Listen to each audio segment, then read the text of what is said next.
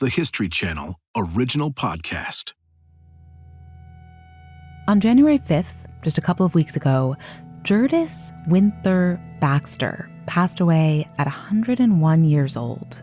She was the last survivor of the 1925 diphtheria epidemic that struck Nome, Alaska.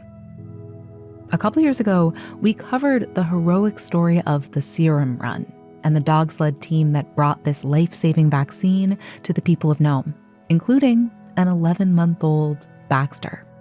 Today, that run is celebrated with the annual Iditarod trail sled dog race. And now, we are bringing you that episode again.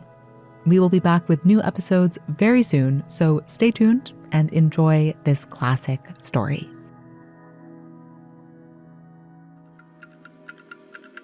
History This Week, January 27th, 1925. I'm Sally Helm. The temperature is hovering around minus 50 degrees.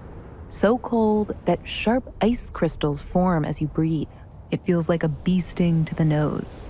So cold that exposing your bare flesh to the air would feel like a burn, like a hot iron pressed against your skin. In fact, that skin might actually start steaming as the water vapor that's always flowing through your body was pulled out by the cold. Leave your hand in the air too long, and pretty soon, well, say goodbye to that hand, lost to frostbite. Things are different at minus 50 degrees. If you have to be outside, exposed to the elements, there is simply no room for error. In the railway station in Nenana, Alaska, Wild Bill Shannon is waiting for a train. He is well acquainted with the harshness of the environment. He wears thick gloves and a knee-length bearskin coat, and he watches the tracks, anxious, waiting for a very important delivery. Nenana is located roughly in the center of Alaska. 674 miles by trail to the west is the town of Nome.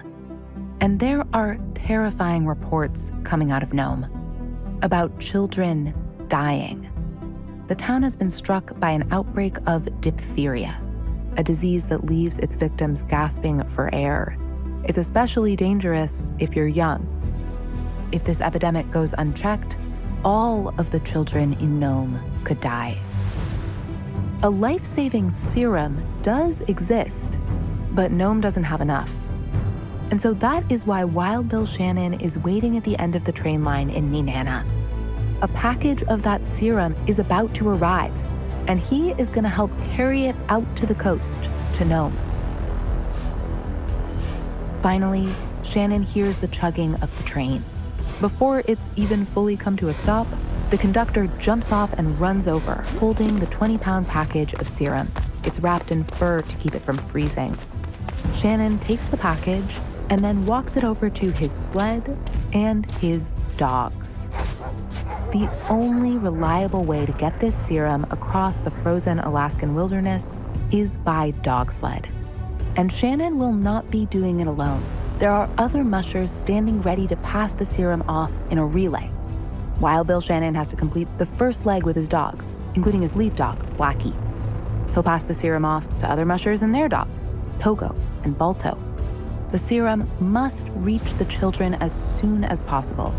The stakes are life and death. So, Wild Bill Shannon steps onto his sled behind his team and launches into the darkness. Today, the Nome Serum Run. How did the survival of thousands come to depend on a dog sled relay? And how did mushers and dogs alike risk their lives in a desperate attempt to save others?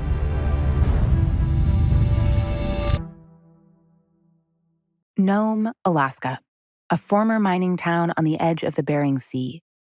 During the gold rush years at the turn of the century, Nome was home to about 15,000 people. But by the 1920s, empty storefronts dot the main road, and only 10% of that population remains. It's tight-knit and isolated. In 1925, there's no way to get there except by dog team or ship, In the winter, of course, the ocean is frozen, and so really the only way to get to Nome is by dog team. Pam Flowers is based in Talkeetna, Alaska. She's a children's book author, public speaker, and a dog musher herself.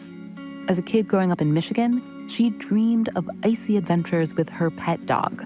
She'd been inspired by a radio program called Sergeant Preston of the Yukon. It starred a Canadian Mountie and his trusty dog, King. She never forgot it. How did you realize you wanted to be a dog musher? Well, I was 35 years old, and I was at a big change in my life. Yes, there was a man involved.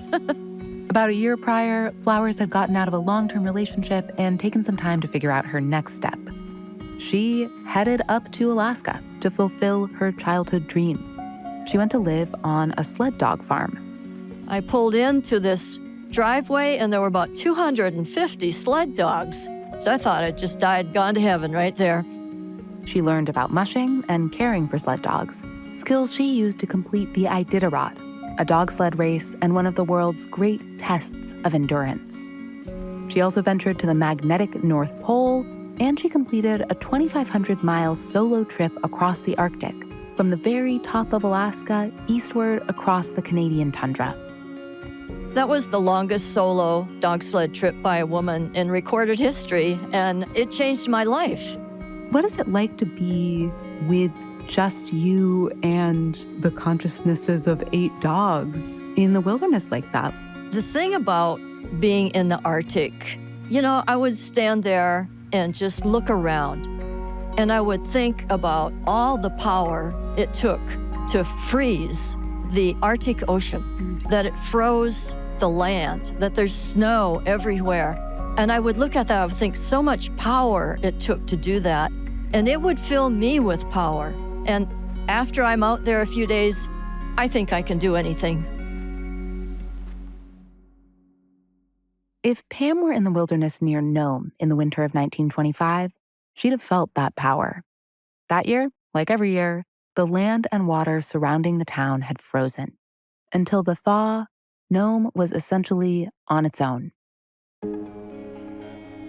On Christmas Eve, local doctor Curtis Welch sees a young patient named Margaret Solveig Ida. The 7-year-old is pale and feverish. Dr. Welch at first suspects tonsillitis. He says Margaret should rest. And the little girl died. They could not help her. Soon, more children fall ill in Nome and in a nearby Native community. And Dr. Welch realizes the worst. These young patients have diphtheria, which means more people are going to get sick, and soon. It's very contagious. It's transmitted by particles in the air, and it gets into your respiratory system, and it forms in the back of your throat like a film, sort of, and it slowly suffocates the person to death. By the end of January, 5 more children have died. Dr. Welch is the only doctor for miles, and he knows that the disease can only be stopped by a serum containing a specific antitoxin. But his serum supply is low, barely enough for 6 patients. It's also past its expiration date. To avoid further tragedy, Nome will need a large batch of fresh serum. He goes to the authorities in town and tells them, we've got an epidemic. Somehow we have to get diphtheria serum here.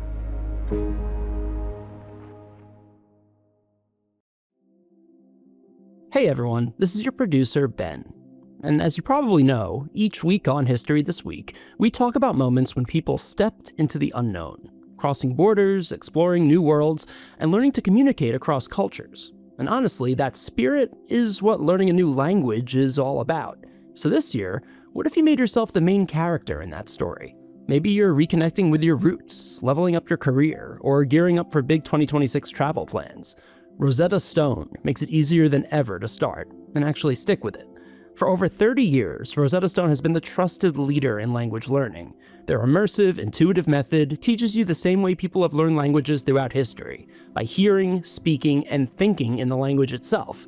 No English translations. You start with simple words, build to phrases, and before long, you're forming full sentences, designed so the learning really lasts. Lessons are easy to fit into your day, whether you've got 5 minutes or an hour. And with true accent, you get real-time feedback on pronunciation, like having a personal language coach helping you sound natural and confident. And with a lifetime membership, you get all 25 languages, forever. Learn Spanish now, Italian next year, at no extra cost. So don't wait. Unlock your language learning potential now. History This Week listeners can grab Rosetta Stone's lifetime membership for 50% off. That's unlimited access to 25 language courses for life.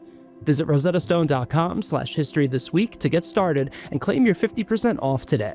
Go to rosettastone.com/historythisweek and start learning today.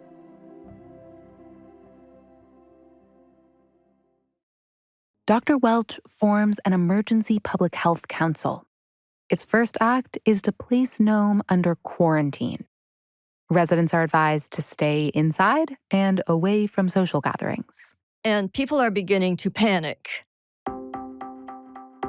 Dr. Welch wires 2 urgent telegrams, one to the U.S. Public Health Service in Washington, D.C., and one to towns throughout Alaska who might have a stock of serum on hand. I am in urgent need of 1 million units of diphtheria antitoxin. Stop. Not because there are 1 million people in Nome, but that's how much serum he needs to stop an outbreak in this town of about 1,500. And a Dr. Beeson down in Anchorage looked in his storage facility there where he kept his medications and discovered he had 300,000 units of diphtheria serum. It wasn't enough, but it was something. But it is also hundreds of miles away to the southeast of Nome. Alaska is enormous. The distance from Anchorage to Nome would be roughly the length of an overland trip from Chicago to Washington, D.C. It's easy enough to get that serum part of the way. Everybody agrees that they're going to have to put it on a train, and it's going to have to go north out of Anchorage. But the question is, when you get it up north, what do you do then? The problem is, the train line doesn't go all the way up to Nome. And Dr. Welch's council is divided over how to organize the rest of the trip. One side wants the train to stop at a town north of Anchorage called Nenana, then use dog teams to ferry the serum from there. The other was that they would continue to Fairbanks, where there were a couple of planes. Fly the serum to Nome. Alaska congressional delegate Dan Sutherland pushes for this idea. The epidemic has begun to make headlines in the rest of the country, and Sutherland sees this as a chance to promote Alaska's aviation achievements. But some council members are like, that is never going to work. Dogs are a way better option. Because they could depend on the dogs not to freeze up and fall out of the sky. It's a big advantage dogs have over planes. Yeah. The decision is punted up to the territorial governor of Alaska, Scott C. Bone. And the clock is ticking. He just had to make a decision. He just had to make a call. Bone chooses dogs. Here's the plan to cover the 674 miles of treacherous wilderness between the end of the train line in Nenana and the suffering townspeople in Nome. Someone would set out from Nenana and head west across Alaska, and somebody would start out from Nome, and they would bump into one another at a little village called Nulato. And the Nome person would take the serum and head back to Nome. This brings us back to Wild Bill Shannon, who signs on to do the first leg of the trip. He was a prospector, he was a trapper, and he was known for just, give me the problem and I'll go solve it. Shannon has experience driving a dog team in tough conditions to deliver the mail. But remember, he's setting out under unusually harsh circumstances. It's around -50, a blisteringly cold night, even by Alaskan standards. And horse teams have left the trail riddled with large holes. He was very worried about his dog stepping in holes that were made by the horse's feet. And so after a while, he considered it such a hazard, he moved down onto the river. A frozen river can take him part of the way. But driving on river ice is incredibly dangerous. He has to constantly watch for places where the surface is thin or even missing. And it's even colder than driving on land.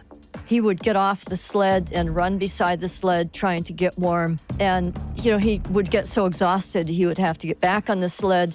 He'd swing his arms like a windmill, one arm at a time, trying to fling blood out into his fingers.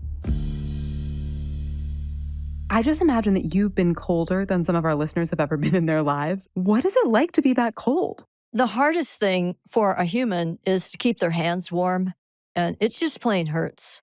And what I always did when I got really cold was I would just pull my fingers back and make fists inside my mitts and just squeeze my hands like I was squeezing a rubber ball and sort of jumping up and down a little bit on the sled, just making myself generate heat. Despite the dangers, Wild Bill Shannon's route is relatively straightforward if you compare it to the treacherous journey in and out of Nome. But there is a man who is up for the job. His name is Leonard Sepala. He's considered by many to be the greatest dog musher who ever lived. He's got one of the greatest lead dogs, Togo. I'm pleased to say it was a very small man. He was 5'4". I'm only 5 feet, so I really like that. Sepala had grown up in Norway and moved to Alaska as a young man. His girlfriend back in Oslo had died, and he came to the territory looking to move on from his grief and maybe make some money panning for gold. Instead, he discovers dog mushing. And he has a knack for it. By 1925, he has won the last 3 All-Alaska sweepstakes, which is a major race. He's a local celebrity. He loved attention. He was a very gregarious fellow, very active in the community, and he would go down the sidewalk doing handsprings. By 1925, Sepala had also found his greatest mushing partner, a dog named Togo. But the two had not always been inseparable. At first, Sepala had completely dismissed the young dog. He didn't look fast, and he was too small to haul heavy freight. Nobody paid any attention to him. He was just allowed to run free over the tundra. He became a very independent little guy. And developed a mischievous streak. Togo was in the habit of running out ahead of Leonard Sepala's dog team and hiding out. And when the team would go by, he'd jump out and bite the lead dogs on the ear. He was a juvenile delinquent. He wanted to cause trouble, and he did. Once, when Togo was still a puppy, Sepala left him in the kennel while the team went out on an errand. But Togo had other plans. Somewhere around like midnight, he backs up, takes a flying leap, and he jumps over the fence that surrounds the kennel. But he doesn't quite make it. And he gets his back foot hung up in the fence. Someone comes to cut him loose. And then Togo takes off after Sepala. When he finds the team, Sepala is not happy to see him. He tends to Togo's injured paw and stashes him in the sled basket. Togo hates that. He created such a ruckus. Leonard says, "Okay, Togo, I've had it with the screaming and yelling. I'm going to put you in the back of the team right in front of the sled, and you're going to run for a while." Sepala hooks Togo in with the team, not expecting much. But before Sepala's eyes, Togo transforms from a delinquent puppy into a disciplined sled dog. They can't believe this 8-month-old dog is doing great. So they take a break, and he moves them up into the team, moves them a little bit further, until Togo, on his first day in team, is now in lead beside Leonard's other lead dog called Ruski. Wow. Tell me, what's so amazing about him being a lead dog on the first day? Like, what does it take to be a lead dog? So you have to be willing to stay out in front of all the other dogs, and you have to listen to what the musher says. It has nothing to do with dominance or strength. It has everything to do with having the self-confidence to follow what your musher is telling you to do. Leonard finally realized that he had a dog who was intelligent, who had stamina, who had speed, who had endurance, and would follow commands. And most of us who have been dog mushers will have one dog like that in our whole life. And for Leonard Sepala, that one dog was Togo. On January 28th, the morning after Wild Bill Shannon had left Nenana, Sepala and Togo leave Nome, heading to meet Shannon. People line the streets to see him off on his journey. His community is relying on him, including his wife and his young daughter. He only goes like 33 miles, I think, that first day, because he thinks he has 390 miles to go. Doesn't want to exhaust his dogs straight off. Sepala spends the first night at a roadhouse along his route. The next day, he puts in 130 more miles. From that point on, he's completely out of contact. He's gotten to the end of the telegraph line on his route. Sepala is alone. No more contact with the outside world. There's no way for him to know that, back in Nome, the Public Health Council has just changed the serum delivery plan.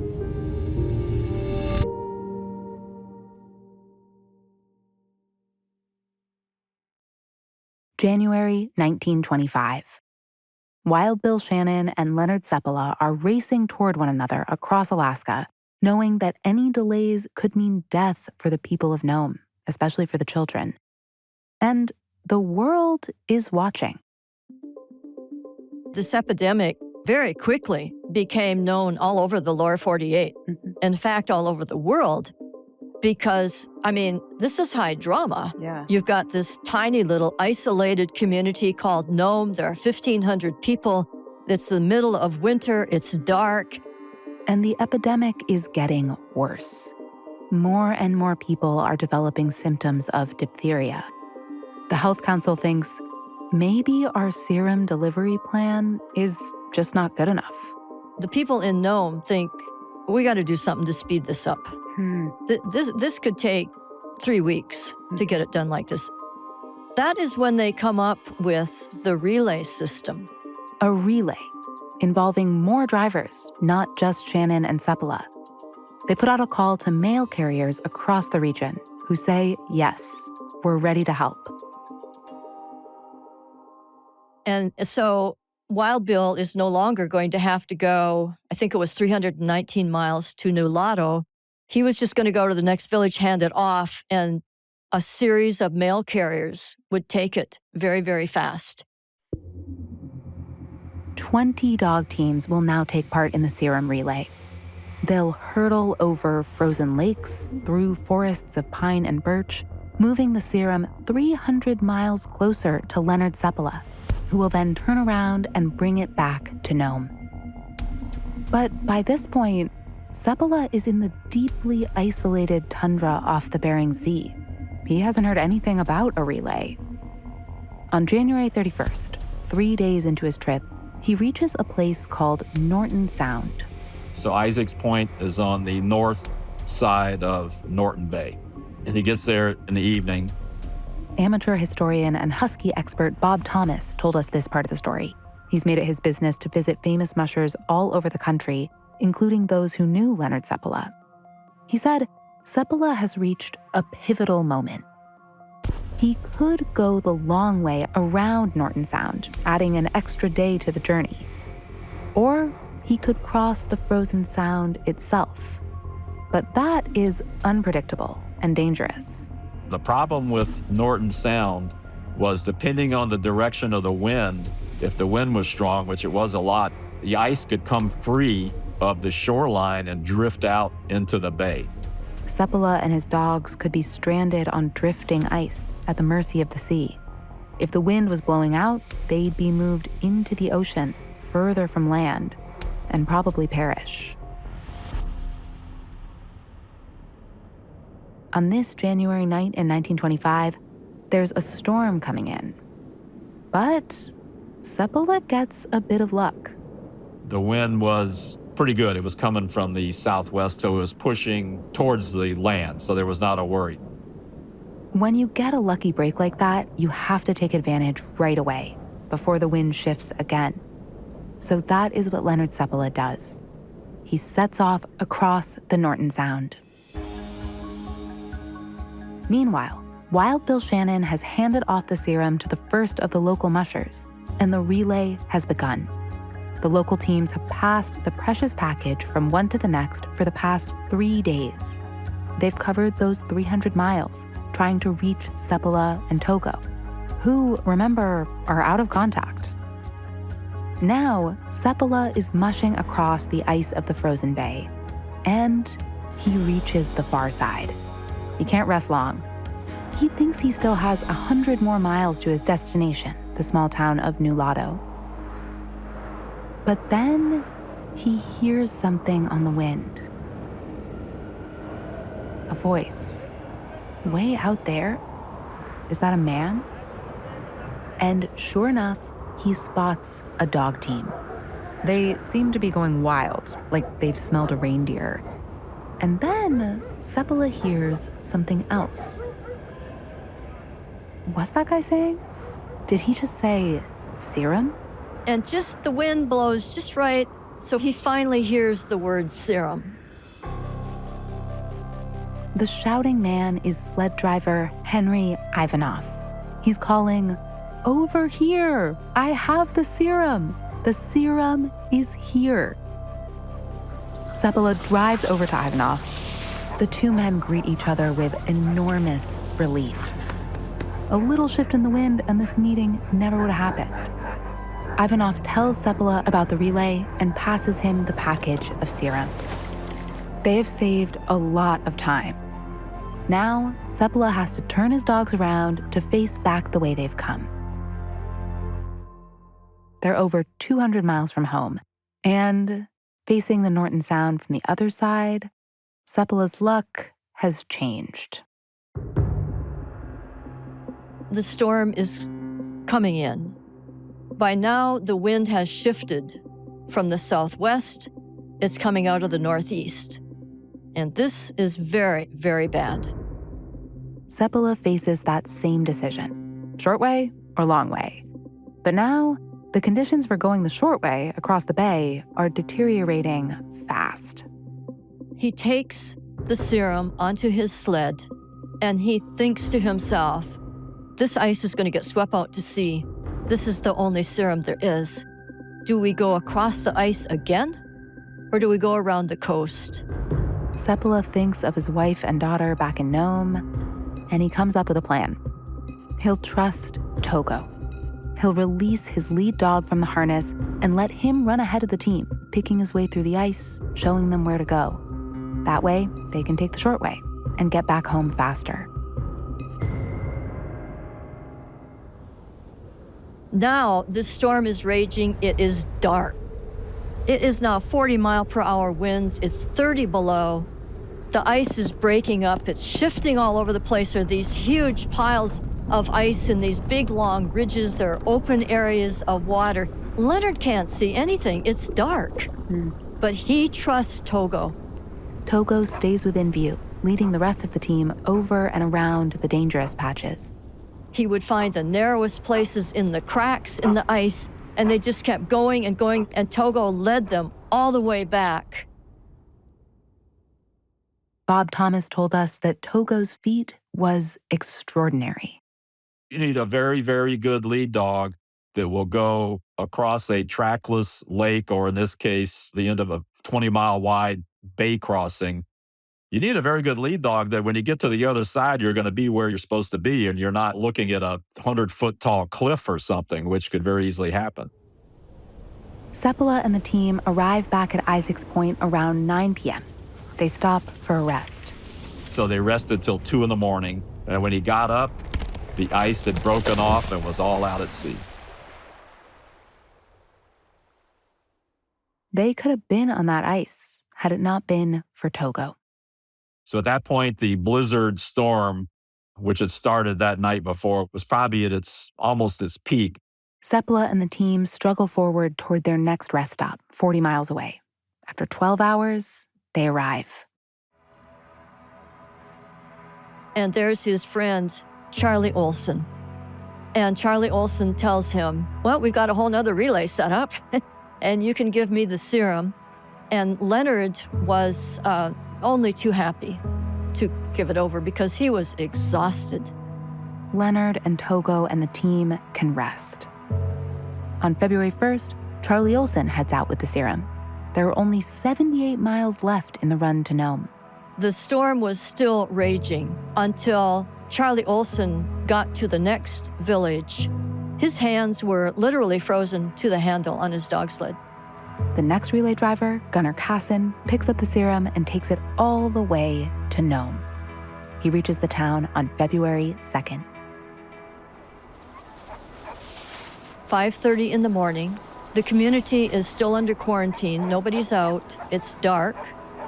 No one witnessed this arrival. Kassin brings the serum straight to Dr. Welch, days earlier than expected. And after the 5.5-day, 674-mile journey, every glass vial is intact. It is absolutely amazing. I mean, this should have taken like a couple of weeks for them to run the serum along this route. Dr. Welch and his team of nurses don't waste any time. They put on their heavy winter gear and off they went and vaccinated the most vulnerable people and helped save the community. What could have happened if the serum hadn't made it there? Oh, it's possible every child in the town would have died. In the coming weeks, more serum will arrive, enough to end the epidemic. And the story of the heroic sled dogs is passing far and wide. A few names in particular are becoming famous. I mean, we have not mentioned a name that I think many listeners will be expecting to hear in this story, which is the name Balto. Tell me about Balto. Well, Balto belonged to Leonard Sepala. All the dogs that Gunnar Kassin was driving were Leonard Sepala's dogs that he had left behind in his kennel. When Gunnar Kassin put his team together, he placed Balto in the lead. When they entered Nome with the life-saving serum, Balto was in the front. And so they telegraph out to the rest of the world that this dog team delivered the serum to Nome, and it was led by this dog named Balto. And so everybody reads in the newspaper about this dog, Balto, because they want something to hang on to. They want a concrete name. A local film enthusiast even asks Kassin to reenact the delivery for his camera. The tape is made into a film reel that's distributed throughout the country. Now you can go to the theater and see Balto delivering the serum to Nome. And they don't know it's a reenactment. If they did know, they wouldn't care. They were just ecstatic. How did Sepala feel about that? Well, at first he didn't really care because he didn't know how big this was. They had no idea. But Balto is a huge story. He tours the United States. New York immortalizes him in bronze with a statue in Central Park. One day, he'll even star in a cartoon movie. When Sepala realizes that the story of the Serum Run is being reduced to Balto, he starts to feel differently about his fame. It annoyed him really because he knew that they had done so many more miles with his team and Togo than any other musher. Balto did step up and go from being a team dog to being a lead dog. But Leonard Sepala didn't like the fact that he got all the attention. Sepala even takes Togo on a U.S. tour to let people know about what he'd done. But it's too late. Balto is the heroic face of the story. But I want to say one thing about this controversy. We don't know how many dogs actually took part in the Serum Run, but every one of them worked hard to get that serum to Nome. Every dog was a hero. Every dog did their part. And so I really don't worry about whether people want to give the credit to Togo or to Balto. Pam Flowers says Leonard Sepala came to feel something similar. I would actually like to read a paragraph from Leonard Sepala's unpublished autobiography. This is after the Serum Run, and I always choke up at this. He says, "Afterwards, I thought of the ice and the darkness and the terrible wind and the irony that men could build planes and ships. But when Nome needed life in little packages of serum, it took the dogs to bring it through." He's honoring all the dogs, not just one or two dogs. He's honoring them all.